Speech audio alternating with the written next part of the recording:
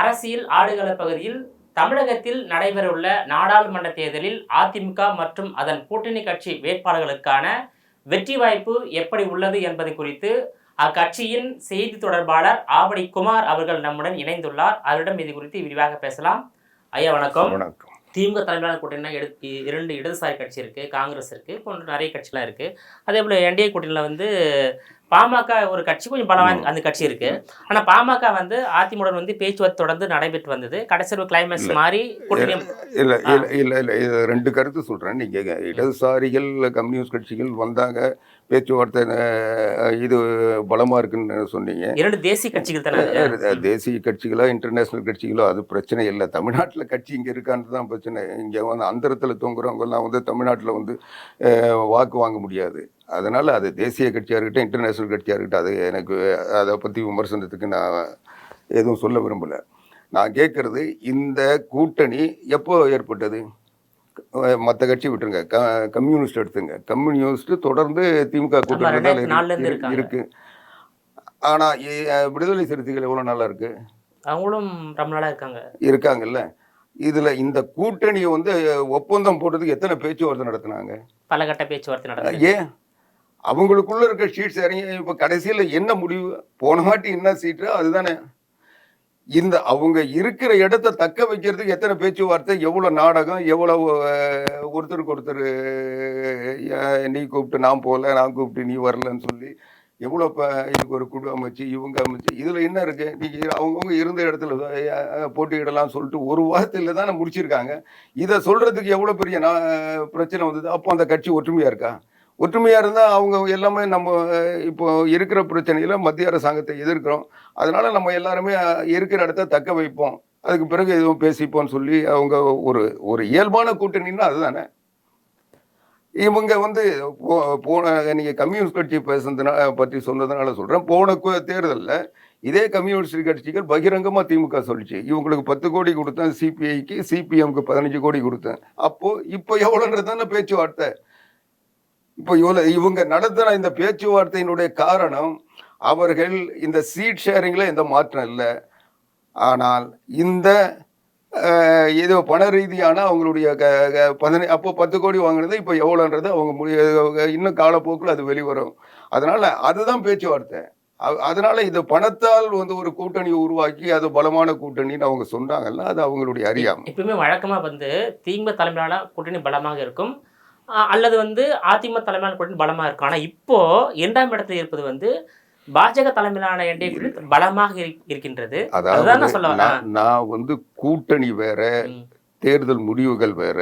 கூட்டணி பலத்தை வச்சோ கூட்டணி கட்சிகள் எண்ணிக்கையை வச்சோ மக்கள் வாக்களிக்க போறதில்லை. ஒவ்வொரு கட்சியும் அந்த கட்சியினுடைய கடந்த கால செயல்பாடுகள், அந்த கட்சியின் மீது இருக்கின்ற மக்களுக்கு இருக்கின்ற நம்பகத்தன்மை, இது எல்லாம் தான் வெற்றி தோல்வியை முடிவு இருக்கும்.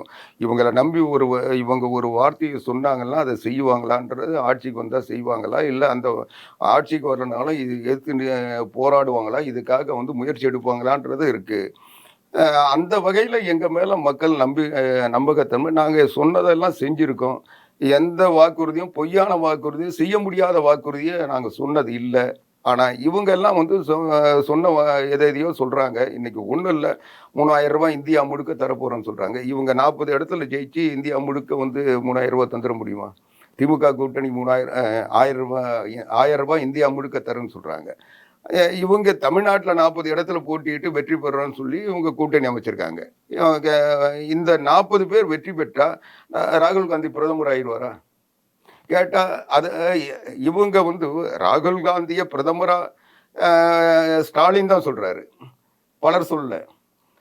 ஆனால் இந்தியா கூட்டணி பலமாக இருக்குது, நாங்கள் வெற்றி, நான் சொல்கிறேன் இந்தியா கூட்டணி பலமாக இருக்குது அப்படின்றாங்க. சரி, இந்தியா கூட்டணியில் ராகுல் காந்தி தானே, அவங்க காங்கிரஸ் பெரிய கட்சி. அப்போ ராகுல் காந்தி தானே பிரதமர் ஆகணும். அப்போ ராகுல் காந்தி பிரதமர் ஆகணும்னா ராகுல் காந்தி நாடாளுமன்ற உறுப்பினர் ஆகணும்ல. ராகுல் காந்தி வயநாட்டில் போட்டிடுறாரு. இந்திய கம்யூனிஸ்ட் கட்சியினுடைய பொதுச் செயலாளர் டி ராஜா அவர்களுடைய மனைவி ஆனி ராஜா அங்கே ராகுல் காந்திக்கு ஓட்டு போடாதீங்க, எனக்கு ஓட்டு போடுங்கன்றாங்க. அப்போ பிரதமரை இவங்க எங்கே உருவாக்க முடியும்? நீங்க பேசிக்லயே ஒரு நாடாளுமன்ற உறுப்பினராகவே ராகுல் காந்தி வர தகுதி இல்லாதவர்னு சொல்லி இந்திய கம்யூனிஸ்ட் கட்சியும் இடதுசாரிகளும் சொல்ல அப்படி ஒற்றுமையான கூட்டணி, ஒற்றுமையான ஒருவரை நீங்க உருவாக்குவீங்க. மேற்கு வங்காளத்துல மம்தா பானர்ஜி ஒரு சீட்டு கூட கொடுக்க மாட்டோம், வேணா 2 சீட்டு வாங்கிக்க, இல்லாட்டி ஓடி போனாங்க, விரட்டி விட்டாங்கல்ல.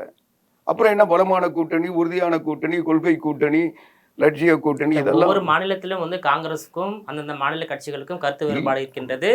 தேர்தலே தனித்து போட்டிடுறாங்க. இல்லைங்க, நான் என்ன சொல்றேன், நீங்க வந்து இப்ப அதிமுக என்ன சொல்லுது, நாங்க 40 இடம் தான், இந்த 40 இடத்துல மட்டும்தான் எங்களுக்கான களம். இந்த 40 பேரை எங்களை வெற்றி பெற வச்சா நாங்க மத்திய அரசாங்கத்தோடு போராடி தமிழ்நாட்டுக்கு தேவையானதை நாங்க பெற்று தருவோம். தமிழ்நாட்டுக்கு ஏற்படுகின்ற பாதகங்களை நாங்கள் அனுமதிக்க மாட்டோம். அதுக்கான போராடுகின்ற திறமை எங்களுக்கு இருக்கு. எங்களுக்கு யார் பிரதமர்னு பிரச்சனை இல்லை. யார் பிரதமராக வந்தாலும், யார் ஆட்சி அமைச்சாலும் தமிழ்நாட்டுக்கு நல்லது செஞ்சாங்கலாம் நாங்கள் ஆதரிப்போம், கெட்டது செஞ்சாங்கலாம் எதிர்ப்போம். இதுதான் அதிமுக நிலைப்பாடு. ஆனா இவங்க அப்படி சொல்லலையே. நாங்க என்ன சொல்றோம், நாங்க எங்களுடைய தேர்தல் அறிக்கையை பாருங்க, அதுல எல்லாம் என்ன வலியுறுத்துவோம், போராடுவோம் தான் சொல்றோம். ஆனா அவங்க தேர்தல் அறிக்கையில நாங்கள் பெற்று தருவோம் சொல்றாங்க. நாங்களே கொடுப்போம்னு சொல்றாங்க. கொடுப்போம் எப்படி 40 பேரை வச்சுக்கிட்டு நீங்க ஒரு பிரதமரை கூட வந்து வேட்பாளரை கூட நீங்க வந்து வெற்றி பெற விடாம செஞ்சுட்டு உங்க கூட்டணியே செய்யுது. அதுக்கு பிறகு நீங்க வந்து இதை செய்வோம்னு சொன்ன எப்படி, நீட்டை நீக்குவோம்னு சொன்னது மாதிரியா?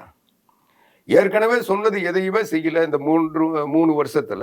நீங்க இப்போ வந்து இந்தியாவில் வந்து நாங்க செய்ய போறோம்னு சொன்னா இது அதாவது மக்கள் எப்படி நம்புவாங்க?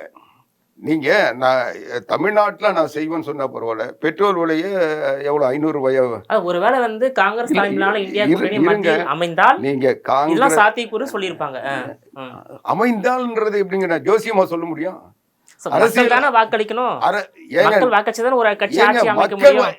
மக்கள் வாக்களிச்சுதான் வந்து 2019 நாடாளுமன்ற தேர்தலில் 38 தமிழ்நாட்டில், பாண்டிச்சேரியில் 1, 39 பேர் உங்களை தானே தேர்ந்தெடுத்தாங்க. இந்த 5 வருஷமா இதை செஞ்சிருக்கலாமே.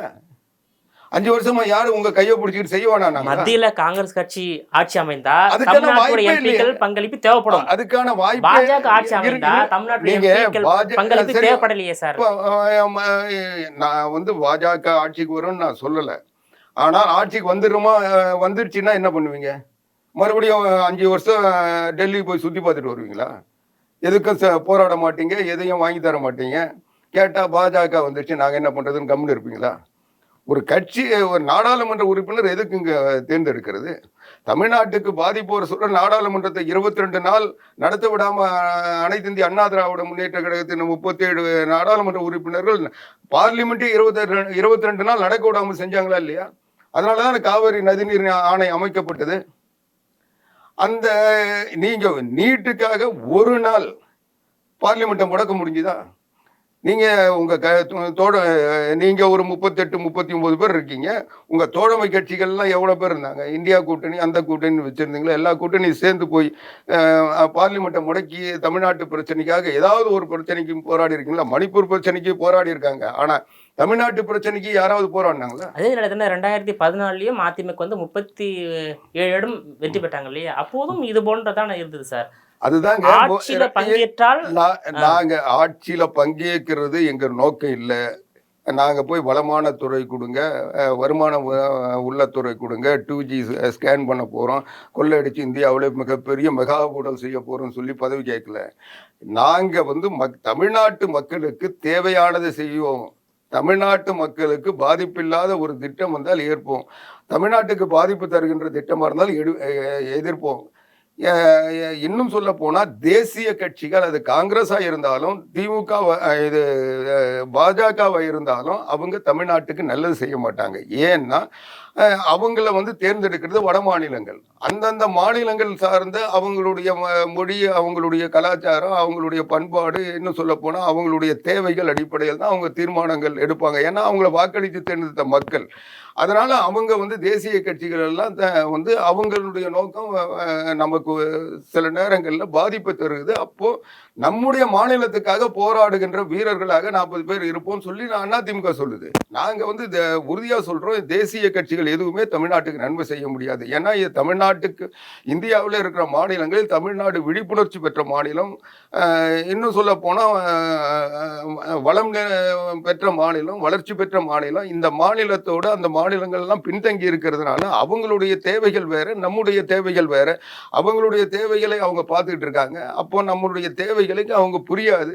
அதனால நம்முடைய தேவைகளுக்கு போராடி தான் நாம் பெறணும். அது வந்து பாரதிய ஜனதா கட்சி ஆட்சி அமைச்சாலும், காங்கிரஸ் ஆட்சி அமைச்சாலும், இல்லை புதிய ஏதாவது ஒரு கூட்டணி அமைச்சாலும் அவங்க வந்து நம்ம தமிழ்நாட்டினுடைய தேவை முழுக்க செய்ய மாட்டாங்க. அதனால நம்ம வந்து நம்ம மாநிலத்தினுடைய உரிமையை காக்கின்ற வீரர்களாக நாங்கள் இருக்கிறோம். எங்களுக்கு அந்த வாய்ப்பை தாங்க, நாங்கள் வந்து அதை செய்கிறோம்னு சொல்லி அதிமுக போராடிட்டு இருக்கு.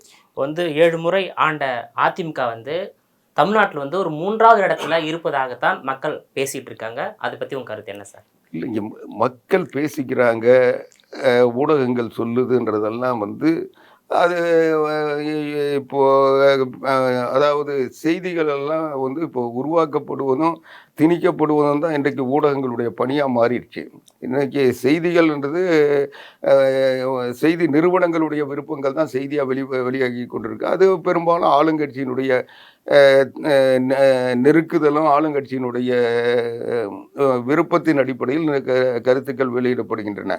அதுக்கான காரணம் பல உண்டு. ஏன்னா தமிழ்நாட்டை ஆள்றது திமுக, மத்தியில் ஆள்வது பாஜக. அதனால் அவங்களுக்குன்னு அதிகாரம் இருக்குது, இவங்களுக்கும் அதிகாரம் இருக்குது. அனைத்து இந்திய அண்ணா திராவிட முன்னேற்ற கழகம் எந்த அதிகாரமும் இல்லாத மக்களை நம்பி நாங்கள் களத்தில் இருக்கிறோம். இன்னும் சொல்ல போனால் நீங்கள் கேட்ட கேள்விக்கே ஒரு சரியான பதில் நான் சொன்னேன்னா என்னன்னா, அதிமுக எப்பவுமே ஊடகங்களை நம்பியோ இந்த விளம்பரங்களை நம்பியோ எப்பவுமே வந்து அதிமுக வெற்றி பெறும்னு யாரும் சொன்னதில்லை. ஒவ்வொரு தேர்தலையும் இவங்க ஜெயிக்க மாட்டாங்க, அவங்க ஜெயிக்க மாட்டாங்கன்னு கதை தான் சொல்லிட்டு இருக்காங்க. எங்களுக்கு வந்து இந்த கருத்து கணிப்பு, வாக்கெடுப்பு, அது இதுன்னு ஏதாவது செய்தி போட்டுக்கிட்டு தான் இருப்பாங்க. யாருமே நாங்கள் வந்து வெற்றி பெற மாட்டோம்னு சொல்லுவாங்க.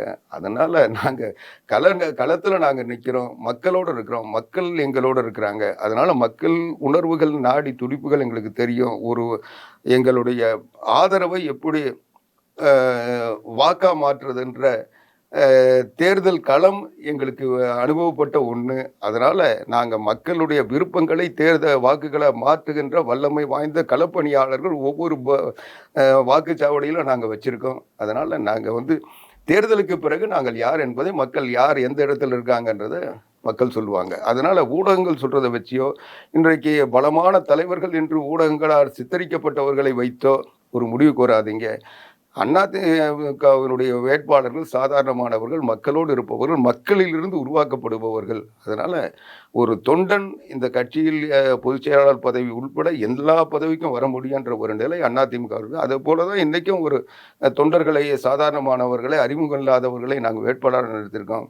நீங்கள் அறிமுகம் இல்லாதவர்களை வேட்பாளர் நிறுத்துறதுனால இது ஏதோ இவங்க 3வது இடத்துல இருக்காங்க, 4வது இடத்துல இருக்கிறாங்க, இல்லை களத்திலேயே இல்லைன்னு நீங்கள் சொன்னீங்கன்னா அதை பற்றி எனக்கு எந்த வருத்தமும் இல்லை.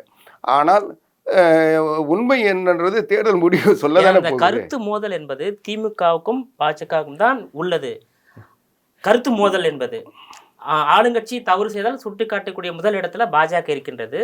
ஆனா பாஜக நிகராக அதிமுக இல்லை என்றதும் இருக்குது. அதை வச்சுதான் நான் சொல்ல வரேன். இல்லை, நீங்க சொல்றதே தப்பு.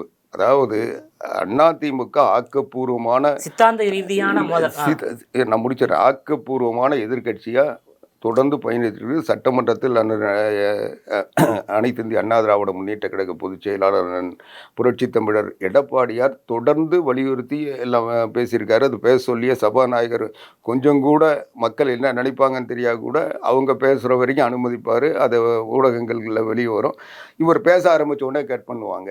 அதுவும் ஊடகங்களில் வரும். அதை கூட அவங்க அச்சப்படாமல் செஞ்சுருக்காங்க. அந்த அளவுக்கு அச்சப்படுகின்ற அவங்கள ஆளுங்கட்சியை மிரள வைக்கின்ற அளவுக்கு தான் அதிமுகவினுடைய செயல்பாடு இருக்குது. இன்றைக்கி கூட களத்தில் பார்த்தீங்கன்னா நாள்தோறும் அனைத்து இந்திய அண்ணா திராவிட முன்னேற்ற கழக பொதுச் செயலாளர் எடப்பாடியாருடைய பிரச்சாரம் என்பது இன்றைக்கு உச்சகட்டத்தில் இருக்குது. இன்றைக்கு இவங்க வந்து எத்தனை பேர் மறைச்சாலும் இன்றைக்கி வந்து களத்தில் வந்து நிற்கிறது அதிமுக மட்டும்தான். திமுக பின்னாடி போக முயற்சி பண்ணுதே ஒழிய திமுக கூட பின்னாடி வர முடியல. அதுதான் இன்றைக்கு கள நிலவரம்.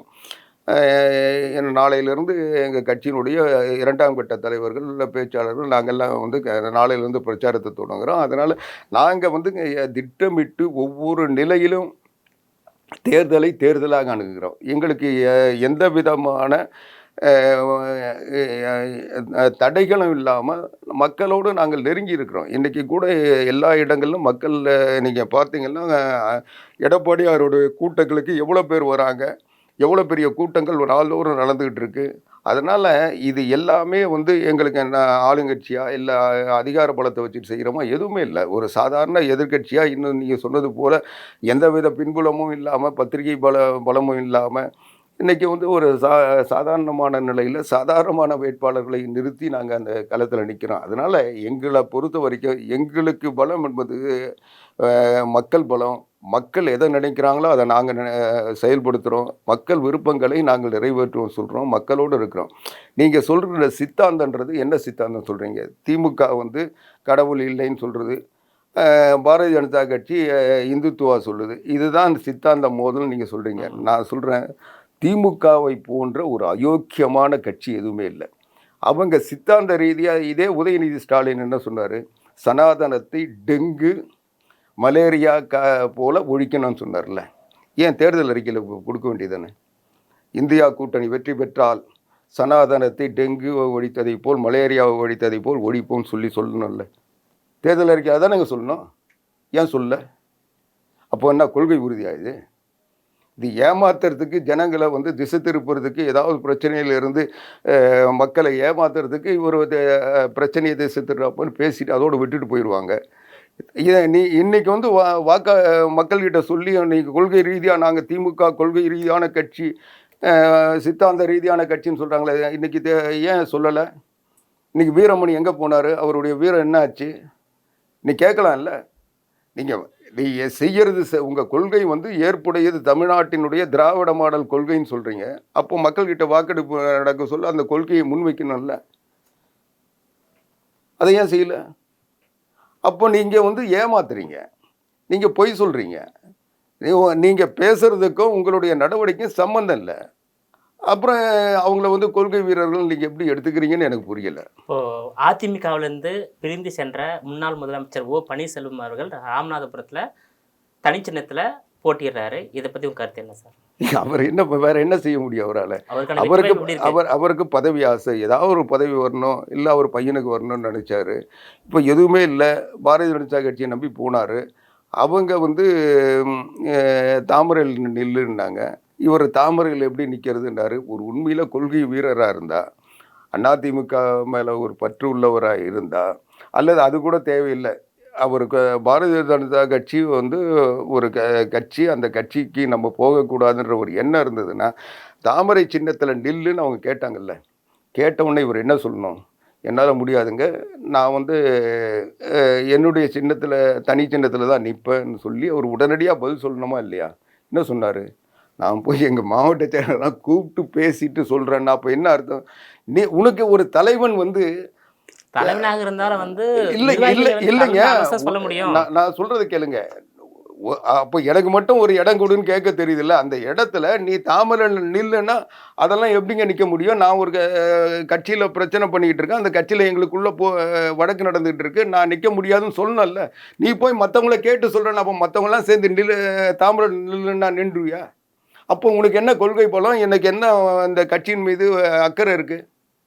நான் சொல்கிறது உங்களுக்கு புரியல நினைக்கிறேன்.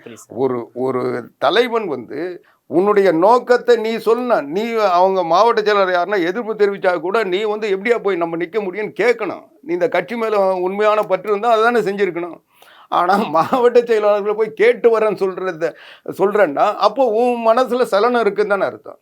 இல்லை, ஒவ்வொரு கட்சியிலும் செயற்குழு நடக்குது, பொதுக்குழு நடக்குது, மாநாடு நடக்குது, மாவட்ட செயல் கூட்டம் நடக்குது. அதெல்லாம் முக்கிய முடிவெடுத்து தான் வெளியிடுவாங்க. அந்த வகையில் வந்து அவர் நிலைப்பாட்டை கலந்து ஆலோசித்து அறிவிக்கலாம், சொல்லிக்கலாம். நீங்கள் நிலைப்பாட்டை வந்து கலந்து ஆலோசிக்கலாம், முடிவெடுக்கலாம், அதை வந்து மாற்றலாம்.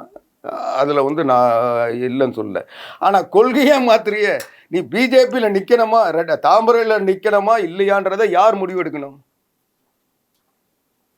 உனக்கு அந்த உணர்வு இருக்கணும்ல. நான் எப்படி தாமரையில் நிற்க முடியும்? நான் ரெட்டையில கேட்டுக்கிட்டு இருக்கேன். நான் வந்து அதிமுகவினுடைய உறுப்பினராக இருக்கணும்னு விரும்புகிறேன். இந்த கட்சியினுடைய ஒருங்கிணைப்பாளர் நான் சொல்லிக்கிட்டு இருக்கேன். நான் எப்படி தாமரையில் நிற்கணும்னு கேட்கணும்ல. இப்போ என்ன, தற்கொலைக்கு மேலே ஒரு தற்கொலையை பண்ணிக்கிட்டு இருக்காரு. ஏன் ஒரு இடத்துல நிக்கணும் அவரு? அவர் அதுதாங்க ஒரு இடத்துல இவர் பதவி மந்திரி பதவி சொல்லி பிஜேபி அவருக்கு ஏற்கனவே 8 இடம் தரேன் 10 இடம் தரேன்னு சொல்லி தந்தது போல இப்போ மந்திரி பதவி தரேன்னு சொல்லி அவங்களுக்கு தெரியும் இவர் வெற்றி பெற மாட்டாருன்ட்டு. அதனால அவங்க என்ன நினைச்சாங்க, இவருக்கு ஒரு 8 இடம் 4 இடமாவது கொடுத்து அந்த இடத்துல தாம்பரையில் நிற்க வச்சு பிஜேபியுடைய வாக்கு சதவீதத்தை உயர்த்தலான்னு அவங்க பார்த்தாங்க. இவர் போய் தனி நின்ன உடனே ஒரு இடம் தான் சொல்லி அனுப்பிச்சிட்டாங்க. இப்போ இவர் ஜெயிச்சாருன்னா இவர் என்ன பைத்தியமாக பிடிச்சிருக்கு இவரை மந்திரி ஆக்கிறதுக்கு. ஆனால் இவர் என்னன்னா இருக்கிற எம்எல்ஏ பதவி இழந்துருவார். நீங்கள் ஒரு கட்சியினுடைய உறுப்பினராக சட்டமன்றத்தில் இருக்கிற ஒருத்தர் ஒரு தேர்தலில் போட்டியிட்டு அந்த கட்சிக்கு எதிராக சுயேட்சை நின்றாருன்னா மறுபடியும் எப்படி அந்த கட்சிக்கு கிளைம் பண்ண முடியும்? இவர் கட்சி விட்டு வெளியே போயிட்டாருன்னு தானே அர்த்தம். அப்போ எப்படி சட்டமன்ற உறுப்பினராக அவரை ரிசைன் பண்ணலனா கூட நாங்கள் விட மாட்டோம். நான் சொல்றது புரியுதுன்னு நினைக்கிறேன். இவர் மந்திரி பதவியை மத்திய மந்திரி ஆகிறது ஆசைப்பட்டு இப்போ சட்டமன்ற உறுப்பினர் இழக்க போறாரு. ஒருவேளை ஏற்கனவே வேட்டி இழந்துட்டு காவி வேட்டில் அலைகிறாரு. ஏற்கனவே கொடியை இழந்துட்டு வெள்ளை கொடி போட்டுட்டு திரிகிறாரு. அடுத்து எம்எல்ஏ பதவியை இழக்க போறாரு. இப்போ அதிமுகவை கைப்பற்றுள்ள முன்னாள் முதலமைச்சர் எடப்பாடி பழனிசாமி தலைமையிலான அதிமுக இந்த தமிழ்நாட்டில் 40 தொகுதிகளில் எத்தனை தொகுதி கைப்பற்ற வாய்ப்பு இருக்கு? நீங்கள் நான் இதை சொன்னால் கூட நான் அதிமுக சார்பில் சொல்கிறேன்னு நினைப்பீங்க. நான் சொல்கிறேன், எழுதி வச்சுக்கிறேங்க. தேர்தல் முடிஞ்சதுக்கு பிறகு என்னை கண்டிப்பாக கேளுங்க. தமிழ்நாட்டில் அதிக வாக்குகள் பெற்ற கட்சி அனைத்து இந்திய அண்ணா திராவிட முன்னேற்ற கழகம். தமிழ்நாட்டில் அதிக நாடாளுமன்ற உறுப்பினர்களை பெற்ற கட்சி அனைத்து இந்திய அண்ணா திராவிட இது ரெண்டும் நடக்குதா இல்லையான்னு பாருங்கள். உங்களுடைய விரிவான தகவலுக்கு ரொம்ப நன்றி சார். நன்றி. நீங்களே மீண்டும் இது போன்ற மற்றொரு அரசியல் ஆடுகளத்தில் மற்றொரு ஆளுமையுடன் சந்திக்கும் வரை உங்களிடமிருந்து விடைபெறுவது நான் உங்கள் விஜயபாலன்.